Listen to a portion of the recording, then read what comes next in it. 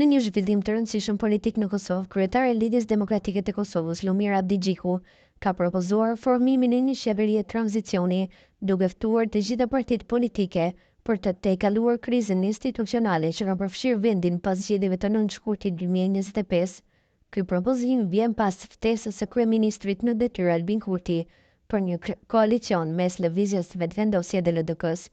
Në një deklaratë publike, Abdigjiku thekson se pavarësisht qëndrimeve të mëparshme të LDK-s për të mos bashkëpunuar me Lëvizjen Vetëvendosje, situata aktuale kërkon një qasje të re.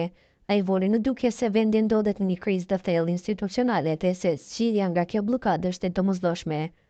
Propozojmë nisjen e një procesi të ri politik. Në përputhje me këtë, LDK-ja propozon nisjen e këtij procesi me të gjitha partitë për nisjen e një qeverie nacionale të tranzicionit, deklaroi ai. Abdigjiku ka qenë i qartë në qëndrimin e tij se LDK-ja nuk duhet të jetë pjesë e asnjë qeverie pa pozitën e kryeministrit. Në një konferencë të mbajtur më 10 mars 2025, ai theksoi se LDK-ja nuk punon për qeveria faqkurtra dhe nuk ka interes pa e zgjidhur çështjen e presidentit. Nuk kemi pasur asnjë takim me asnjë prej partive politike në Kosovë, sidomos nuk kemi pasur takim me Lëvizjen Vetëvendosje. Nuk duam dhe nuk punojmë për bashkëpunim me ta, tha Abdigjiku.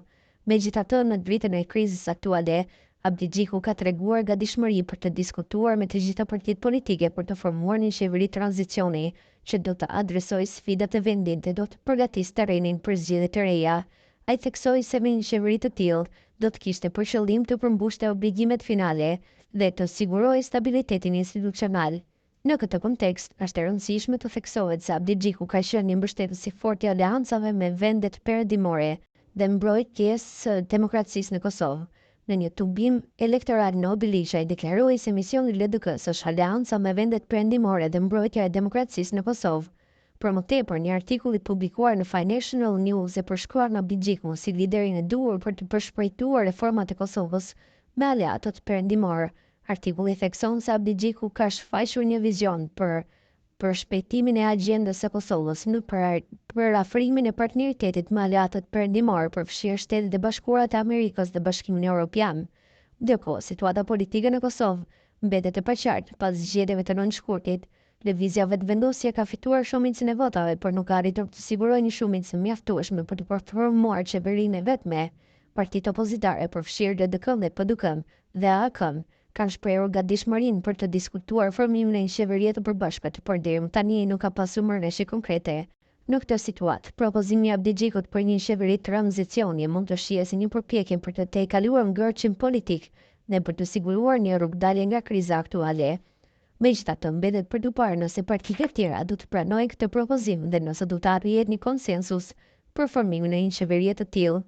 Në përfundim, propozimi i Abdigjikut për një qeveri tranzicioni është një hap i rëndësishëm drejt zgjidhjes së krizës politike në Kosovë. Ai pasqyron një qasje pragmatike dhe një përkushtim për të siguruar stabilitet institucional dhe për të përmbushur obligimet ndërkombëtare të vendit. Megjithatë, suksesi i këtij propozimi do të varet nga gatishmëria e partive të tjera për të bashkëpunuar dhe për të arritur një marrëveshje të përbashkët.